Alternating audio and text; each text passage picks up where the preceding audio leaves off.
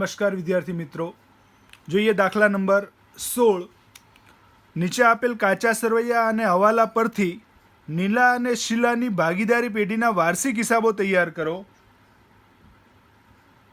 નીલા અને શીલાનું તારીખ 31/3/17 રોજનું કાચું સરવૈયું આપેલું છે આપણને।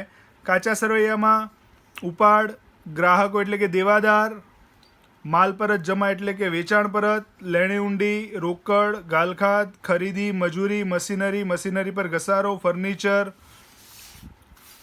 શરૂઆતનો સ્ટોક, અગાઉથી ચૂકવેલ વીમો, પગાર, વીમો, ભાડું અને કરવેરા, જાહેરાત ખર્ચ, પાઘડી, ભાડાપટ્ટાનું મકાન 1/10/2014 થી 5 વર્ષ માટે।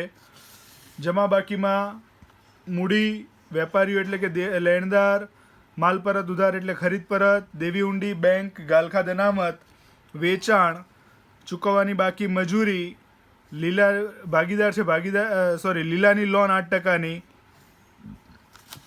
આટલી વિગતો આપી છે। હવાલા જોઈએ। પહેલા હવાલામાં કીધું છે આખર સ્ટોક 1,10,000 છે, જેની બજાર કિંમત 20% વધુ છે। હવે આખર સ્ટોકના હવાલાની અસર આપીએ તો આખર સ્ટોકના હવાલાની બે અસર। એક અસર વેપાર ખાતામાં જમા બાજુ, આખર સ્ટોકની એક અસર વેપાર ખાતામાં જમા બાજુ, તો અહીંયા જમા બાજુ લખીએ વેપાર ખાતામાં આખર સ્ટોક। રકમ અહીંયા આપણને એવું કીધું છે 1,10,000 નો આખર સ્ટોક છે, બજાર કિંમત 20% વધુ છે, તો બજાર કિંમતમાં વધારો થાય, આખર સ્ટોકની કિંમતમાં વધારો થાય તો ધ્યાનમાં લેવાય નહીં, એટલે આપણે 1,10,000 જ આખર સ્ટોક ગણીશું। 1,10,000 એક અસર વેપાર ખાતામાં જમા બાજુ। બીજી અસર મિલકત કહેવાય આખર સ્ટોક, એટલે પાકા સરવૈયામાં મિલકત લેણા બાજુ આખર સ્ટોક 1,10,000 આખર સ્ટોકના હવાલાની અસર આપી। એના પછી બીજું કીધું છે મૂડી પર 6% વ્યાજ અને ઉપાડ પર નીલાનું 900 અને શીલાનું 600 વ્યાજ ગણવાનું છે। મૂડી અને ઉપાડ પર વ્યાજ ડાયરેક્ટ અસર આપીશું। દેવાદાર પર 5% ગાલખાત અનામતની જોગવાઈ કરો। દેવાદાર પર ગાલખાત અનામત ગણવાની કીધી છે, દેવાદારો ટીક કરીએ। એના પછી ચૂકવવાના બાકી ખર્ચા, એમાં ભાડું અને પગાર, તો ચૂકવવાનું બાકી ભાડું અને ચૂકવવાનો બાકી પગાર, પગાર અને ભાડું આ બંને ટીક કરીએ। મશીનરી પર 10% ઘસારો, ફર્નિચર પર 5% ઘસારો। મશીનરી પર 10% કીધું છે, મશીનરી અને ફર્નિચર આ બંને ટીક કરીએ। અહીંયા હવાલા ટીક કરી દીધા। કાચા સરવૈયાની અસર આપીએ, ઉધાર બાકી આપી છે ઉધાર બાજુ, જમા બાકી આપી છે જમા બાજુ। જે ખાતા આપણે બનાવીએ છીએ વેપાર ખાતું, નફા નુકસાન ખાતું, નફા નુકસાન ફાળવણી ખાતું, મૂડી ખાતું અને પાકું સરવૈયા, 5 ખાતા તૈયાર કરવાના। સૌપ્રથમ જમા બાકીથી શરૂઆત કરીએ તો જમા બાકીમાં આપણને મૂડી આપી છે બંને ભાગીદાર નીલા અને શીલાની મૂડી 1,50,000। મૂડી આપી છે મૂડી ખાતામાં જમા બાજુ શરૂની બાકી, નીલાની 1,00,000, શીલાની 50,000। એના પછી વેપારીઓ, વેપારીઓ એટલે લેણદાર, લેણદાર આપણે પાકા સરવૈયામાં મૂડી દેવા બાજુ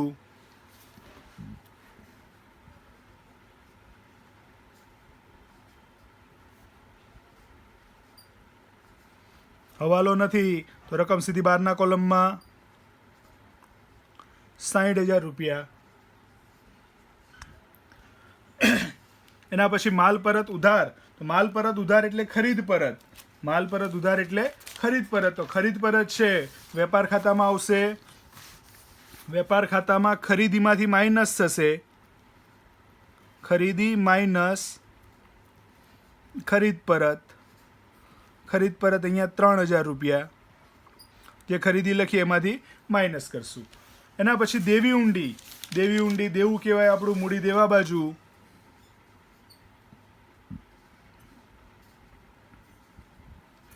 હવાલો નથી, રકમ સીધી બહારના કોલમમાં 20,800।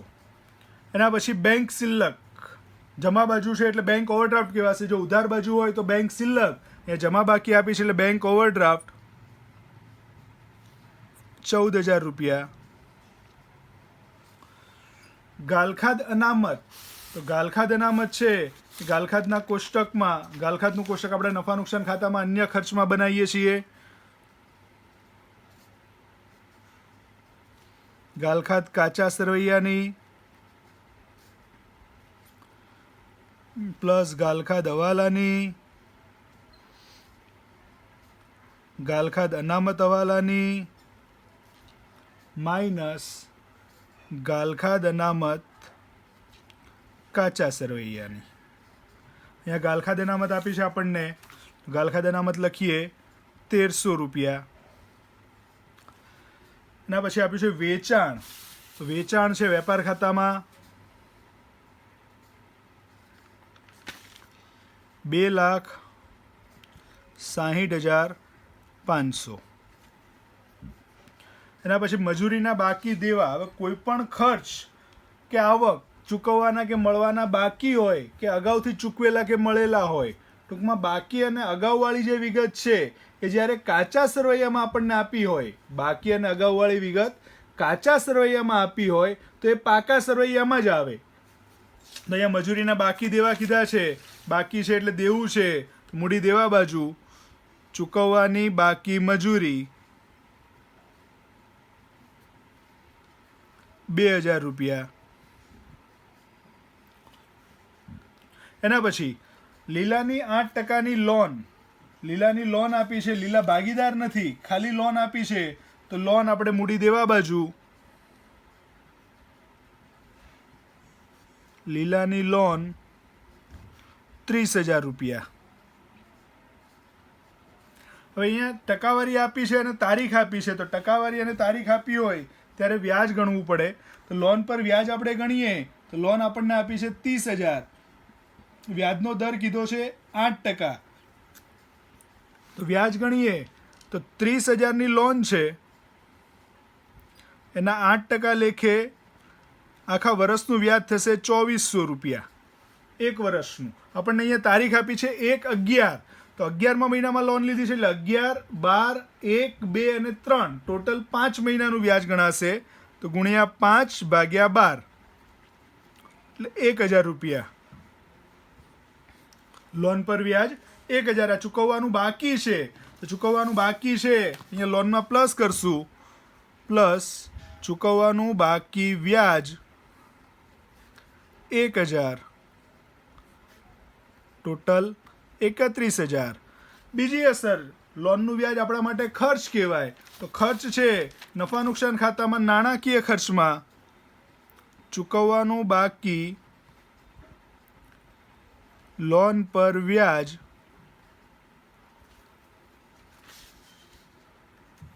1,000 રૂપિયા.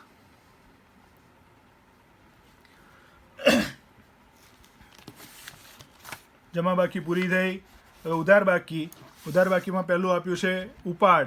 ઉપાડ છે મૂડી ખાતામાં ઉધાર બાજુ ઉપાડ નીલાનો 20,000 ને શીલાનો 14,000. એના પછી ગ્રાહકો. ગ્રાહકો એટલે દેવાદાર. દેવાદાર છે આપણી મિલકત કહેવાય. મિલકત લેણા બાજુ દેવાદાર અથવા તો ગ્રાહકો. રકમ આપી છે 90,000. હવાલો છે એટલે રકમ અંદરના કોલમમાં. એના પછી માલ પરત જમા. માલ પરત જમા એટલે વેચાણ પરત. વેચાણ પરત વેચાણમાંથી માઇનસ થશે, માઇનસ વેચાણ પરત 2,000 રૂપિયા. 2,60,500 માંથી 2,000 માઇનસ કરીએ 2,58,500. એના પછી લેણી ઊંડી મિલકત છે, મિલકત લેણા બાજુ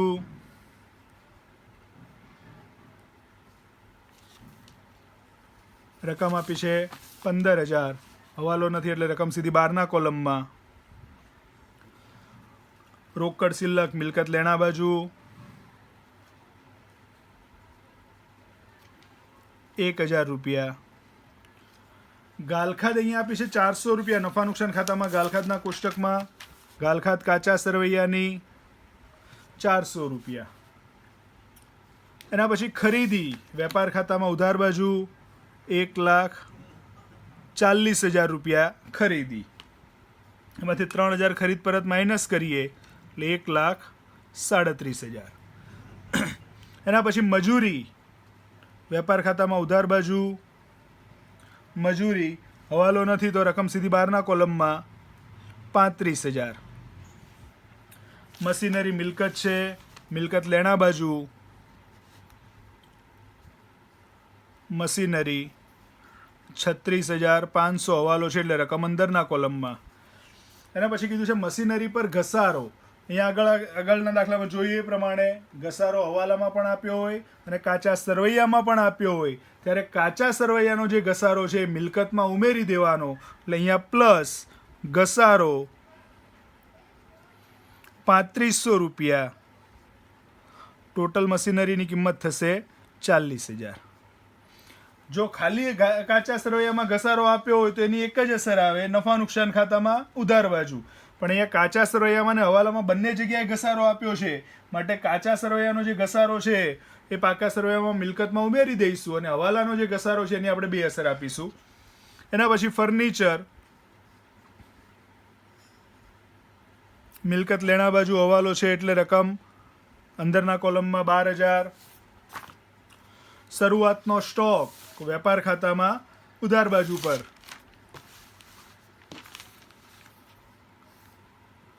શરૂનો સ્ટોક 46,100.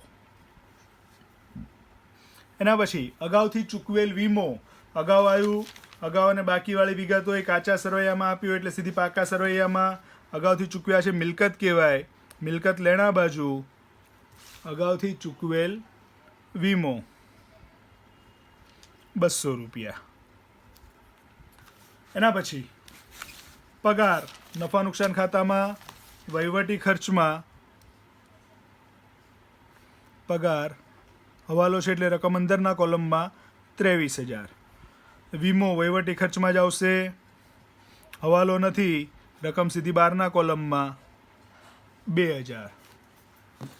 ભાડું અને કરવેરા વહીવટી ખર્ચમાં હવાલો છે, રકમ અંદરના કોલમમાં 12,000 રૂપિયા. એના પછી જાહેરાત ખર્ચ. તો જાહેરાત ખર્ચ છે આપણા માટે વેચાણ વિતરણ ખર્ચ કહેવાય, તો વેચાણ વિતરણ ખર્ચમાં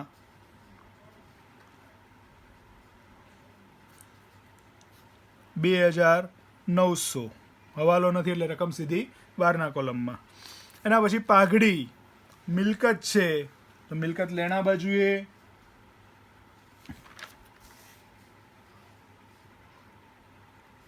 હવાલો નથી એટલે રકમ સીધી બહારના કોલમમાં 72,000. એના પછી ભાડાપટ્ટાનું મકાન મિલકત છે, મિલકત લેણા બાજુ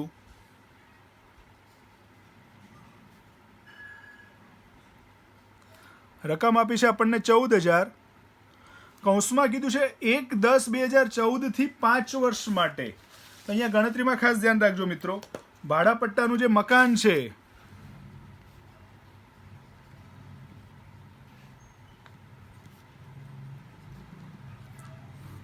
આપણે લીધું છે ભાડે 1/10/2014. અહીંયા આપણને વર્ષની શરૂઆતની તારીખ જે આપી હતી 31/3/17 વર્ષ પૂરું થાય છે, તો આપણું હિસાબી વર્ષ જે છે 1/4/2016 થી લઈને 31/3/2017 સુધીનું છે. આપણું હિસાબી વર્ષ 1/4/2016 થી 31/3/17. જ્યારે ભાડાપટ્ટે મકાન આપણે લીધું છે 1/10/2014 થી 5 વર્ષ માટે. તો અહીંયા આ જે સમયગાળો છે 1/10/2014 થી લઈને 1/4/2016 સુધીનો આટલો સમયગાળો જતો રહ્યો છે, તો 5 વર્ષમાંથી એટલો સમયગાળો માઇનસ કરી દઈએ તો 1/10/2014 થી લઈને 1/4/2016 સુધીનો સમયગાળો એટલે 18 માસ. 1/10/2014 થી 1/4/2016 સુધીના વર્ષ સમયગાળો ગણીએ એટલે 18 માસ. તો 18 માસ એટલે કે 1.5 વર્ષ. 18 માસ એટલે 1.5 વર્ષ. તો આજે 5 વર્ષ છે 5 વર્ષમાંથી 1.5 વર્ષનો સમયગાળો તો જતો રહ્યો છે, તો જે 14,000 રૂપિયા છે 1.5 વર્ષ માઇનસ કરી દઈશું, એટલે બાકી આપણી પાસે વધશે 5 વર્ષમાંથી 1.5, એટલે 1.5 વર્ષ માઇનસ કરી દઈએ તો 3.5 વર્ષ માટેના છે. અહીંયા વર્ષ માસમાં કન્વર્ટ કરીએ તો 5 વર્ષ છે એટલે 60 માસ થાય. માસમાં કન્વર્ટ કરીએ તો 5 વર્ષ એટલે 60 માસ, તો 60માંથી 18 માસ બાદ કરી દઈએ એટલે 42 માસ માટે. આજે 14,000 રૂપિયા આપણને આપેલી છે રકમ ભાડાપટ્ટાનું મકાન, 14,000 રૂપિયા 42 માસ માટેના છે, 3.5 વર્ષ માટેના છે. આપણે 1 વર્ષનો ખર્ચ ગણવાનો છે, તો 14,000 ભાગ્યા 3.5 એટલે 4,000 રૂપિયા. મહિનામાં કન્વર્ટ કરેલા છે તો 14,000 ગુણ્યા 12 ભાગ્યા 42 એટલે રકમ એ જ આવશે 4,000 રૂપિયા. તો 4,000 રૂપિયા આપણો ચાલુ વર્ષનો ખર્ચ છે, માંડી વાળવાના આવે તો માંડી વાળેલ 4,000 રૂપિયા, બાકી આવશે 10,000. બીજી અસર, નફા નુકસાન ખાતામાં અન્ય ખર્ચમાં માંડી વાળેલ મકાન, ભાડાપટ્ટાનું મકાન 4,000 રૂપિયા. ખાસ ધ્યાન રાખજો, આપણું હિસાબી વર્ષ 1/4/2016 રોજ શરૂ થાય છે. ભાડાપટ્ટાનું મકાન 1/10/2014 રોજ લીધેલું છે. અહીંયા વર્ષ અલગ અલગ છે, એટલે જેટલો સમયગાળો જતો રહ્યો એટલો સમયગાળો બાદ કરવો પડે. 5 વર્ષ માટે લીધું હતું, 18 માસ એટલે કે 1.5 વર્ષનો સમયગાળો જતો રહ્યો છે, તો આપણી પાસે જે રકમ છે 3.5 વર્ષ માટેની છે. તો 14,000 ભાગ્યા 3.5 એટલે 1 વર્ષનો ખર્ચ આવશે 4,000 રૂપિયા. એ આપણે માંડી વાળવાના છે, એટલે નફા નુકસાન ખાતામાં ઉધાર બાજુ. અને બીજી અસર મિલકતમાંથી માઇનસ થશે. આ રીતે ભાડાપટ્ટાના મકાનની અસર થશે. અહીંયા કાચા સરવૈયાની વિગતો બધી પતી ગઈ. હવે હવાલા, તો હવાલામાં લાઇનસર જોતા જઈએ. પહેલો હવાલો તો આખર સ્ટોકનો આપણે અસર આપી દીધી. બીજા હવાલામાં કીધું છે મૂડી પર 6% વ્યાજ ગણવાનું છે. મૂડી પર વ્યાજ ભાગીદારનો હવાલો છે, એટલે એક અસર મૂડી ખાતામાં, બીજી અસર ફાળવણી ખાતામાં. ભાગીદારને લગતા હવાલાની એક અસર મૂડી ખાતામાં અને બીજી અસર ફાળવણી ખાતામાં. તો મૂડીનું વ્યાજ છે મૂડી ખાતામાં જમા બાજુ, જ્યારે બીજી અસર ફાળવણી ખાતામાં ઉધાર બાજુ. મૂડી પર વ્યાજ નીલા અને શીલા. મૂડી પર વ્યાજ માટે આપણને કહ્યું હતું 6%, તો નીલાની મૂડી છે 1 લાખ, 1 લાખના 6% એટલે 6,000 રૂપિયા. અને શીલાની મૂડી 50,000, 50,000ના 6% એટલે 3,000. મૂડી પર વ્યાજ નીલાનું 1,000, નીલાનું 6,000 અને શીલાનું 3,000, ટોટલ 9,000. ભાગીદારનો હવાલો હોય એક અસર મૂડી ખાતામાં, બીજી ફાળવણી ખાતામાં. મૂડીનું વ્યાજ મૂડી ખાતામાં જમા, ફાળવણી ખાતામાં ઉધાર. એ જ રીતે હવાલામાં આગળ કહ્યું હતું ઉપાડ પર નીચે મુજબ વ્યાજ વસૂલ કરવાનું છે. નીલાનું 900 રૂપિયા, શીલાનું 600 રૂપિયા. તો ઉપાડનું વ્યાજ છે મૂડી ખાતામાં ઉધાર બાજુ પર. ઉપાડ પર વ્યાજ નીલાનું 900 રૂપિયા અને શીલાનું 600 રૂપિયા. એક અસર મૂડી ખાતામાં જમા ઉધાર, મૂડી ખાતામાં ઉધાર તો ફાળવણી ખાતામાં જમા. ઉપાડ પર વ્યાજ નીલાનું 900 રૂપિયા અને શીલાનું 600 રૂપિયા, ટોટલ 1,500 રૂપિયા. એના પછી દેવાદાર પર 5% ગાલખાદ અનામતની જોગવાઈ કરો. દેવાદારો આપણને અહીંયા રકમમાં આપ્યા છે 90,000, 90,000ના 5% ગાલખાદ અનામત ગણવાની છે, એટલે અહીંયાથી માઇનસ ગાલખાદ અનામત હવાલામાં આપી છે, એટલે ગાલખાદ અનામત હવાલાની 90,000ના 5% 4,500 રૂપિયા.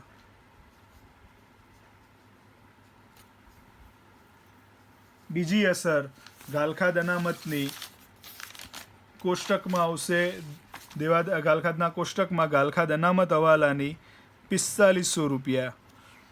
400 રૂપિયા પ્લસ 4,500 4,900, એમાંથી 1300 રૂપિયા માઇનસ કરીએ એટલે 3600 રૂપિયા બહારના કોલમમાં. એના પછીનો હવાલો, ચૂકવવાના બાકી ખર્ચા, ભાડું 300 રૂપિયા, પગાર 950 રૂપિયા. ખર્ચ ચૂકવવાના બાકી છે તો જે કંઈ ખર્ચ ચૂકવવાના બાકી હોય તો પ્લસ થાય.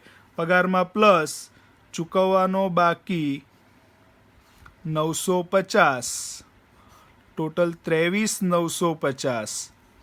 અને મજૂરીમાં ભાડામાં ચૂકવવાના બાકી 300, તો ભાડામાં ચૂકવવાનું બાકી 300, ટોટલ 12,300.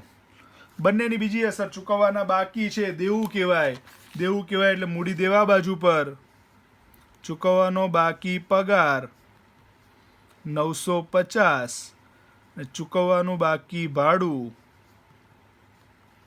300 રૂપિયા. આ રીતે અસર આવશે બાકીની. એના પછીનો હવાલો, મશીનરી પર 10% ઘસારો, ફર્નિચર પર 5% ઘસારો.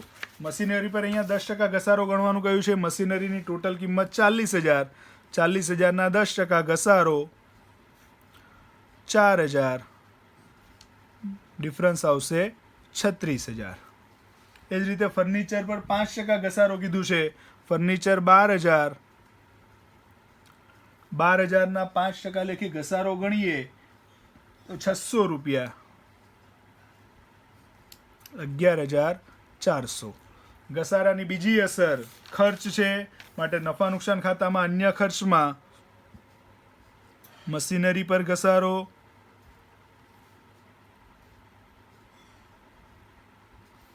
$4,000, ફર્નિચર પર ઘસારો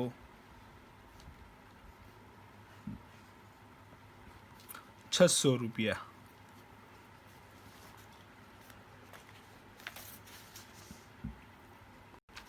ટોટલ કરીએ, વેપાર ખાતાનું ટોટલ થશે 2,58,500 પ્લસ 1,10,000, ટોટલ થશે 3,68,500. ઉધાર બાજુ લખીએ 3,68,500, એમાંથી 46,100, 1,37,000 અને 35,000 એટલે માઇનસ કરીએ એટલે ડિફરન્સ આવશે 1,50,400. આપણો કાચો નફો.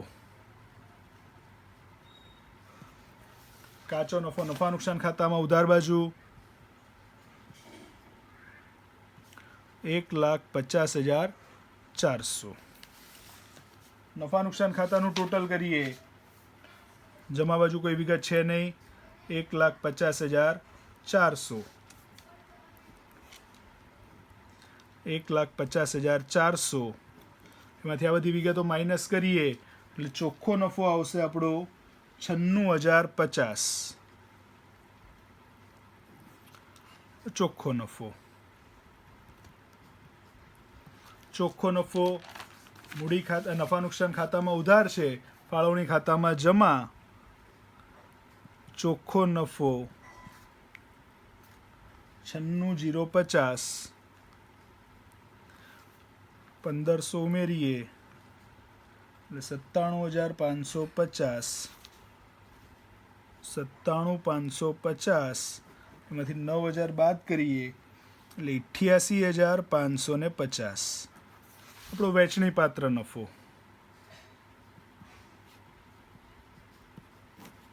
નીલા શીલા.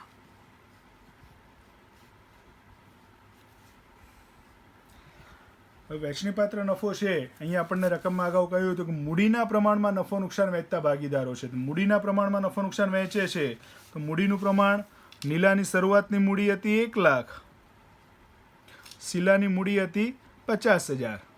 તો મૂડીનું પ્રમાણ જોઈએ તો 1,00,000 અને 50,000, તો બંનેને 50,000 વડે ભાગો તો 2 અને અહીંયા 1 એટલે મૂડીનું પ્રમાણ થશે 2:1.